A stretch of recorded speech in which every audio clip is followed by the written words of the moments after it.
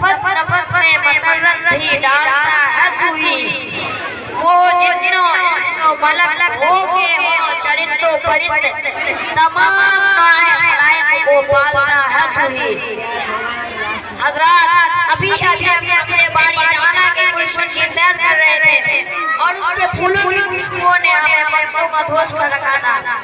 اب میں آپ کو نعت نبی صلی اللہ علیہ وسلم کی فضاؤں میں لے جانا چاہتا ہوں، تو آئیے ایسے گلشن کی سیر کریں جس میں اخلاق کریمہ کے پھول ہو اور ہر پھول اپنی رعنائی و زیبائی میں کھلے سے سبز ہو، جہاں خلق و صفا کے پھول ہو، عفو و درگزر کے پھول ہو، جہاں صبر و تحمل کی عطر ریزیاں بھی ہو اور شفقت و پیار کی گلکاریاں بھی ہو، کیونکہ گلہار رنگارنگ سے ہے زینت چمن، لیکن اس سے پہلے یہ جان لینا بھی مفید ہوگا کہ ہم ایسا کیوں کریں۔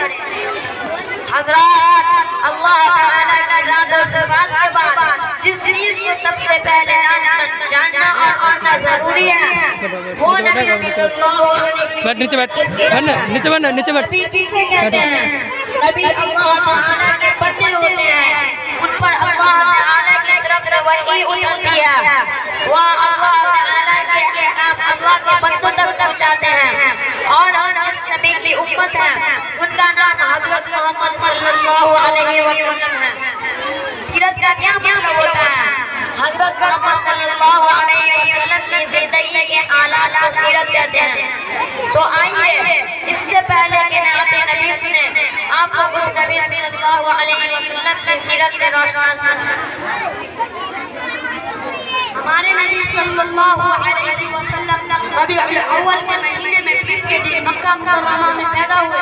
آپ خاتم النبیین تھے، آپ کے بعد کوئی نبی نہیں ہو سکتا۔ جو کوئی اپنے آپ کو نبی کہے سمجھے وہ جھوٹا ہے اور وہ غلطی پر ہے۔ آپ صلی اللہ علیہ وسلم نے 63 سال کی عمر پائی، جس میں 53 سال مکہ مکرمہ میں رہے اور 10 سال مدینہ منورہ میں رہے۔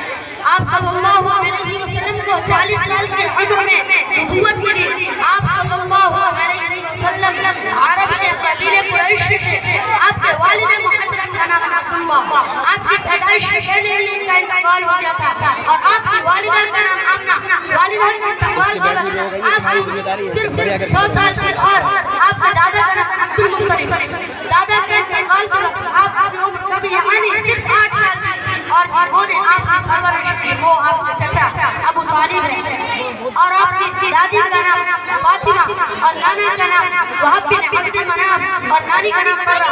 آپ علیہ السلام کے 3 بیٹے تھے، عبداللہ، قاسم، ابراہیم رضی اللہ عنہ، اور آپ کی 4 بیٹیاں تھیں، زینب، رقیہ، ام کلثوم، فاطمہ رضی اللہ عنہ۔